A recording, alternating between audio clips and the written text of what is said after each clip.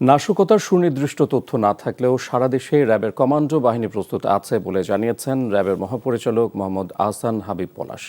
দুপুরে নিরাপত্তা ব্যবস্থা দেখতে এসে র্যাবের মহাপরিচালক জানিয়েছেন, বাংলা বর্ষকে বরণ করে নিতে রমনা বটমূল ঘিরে সব ধরনের নিরাপত্তা ব্যবস্থা নেওয়া হয়েছে। এ সময় র্যাবের ডগ স্কোয়াড দিয়ে পুরো বটমূল এলাকা তল্লাশি চালানো হয়। যে কোনো নাশকতা এড়াতে প্রস্তুতি নেওয়া হয়েছে বলেও জানান র্যাব প্রধান। বলেন, ইফটিজিং সহ সাইবার ক্রাইম ঠেকাতে উদ্যোগ নেওয়া হয়েছে। রাজধানীর পাশাপাশি সারা দেশের নিরাপত্তা ব্যবস্থা ঢেলে সাজানো হয়েছে বলেও জানান র্যাব প্রধান।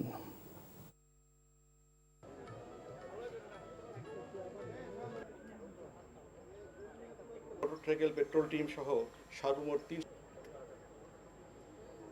পূর্বের বছরগুলো নেয় এবছরও অত্যন্ত উৎসাহ উদ্দীপনার সাথে বাংলা নববর্ষ দেশব্যাপী উদযাপিত হবে।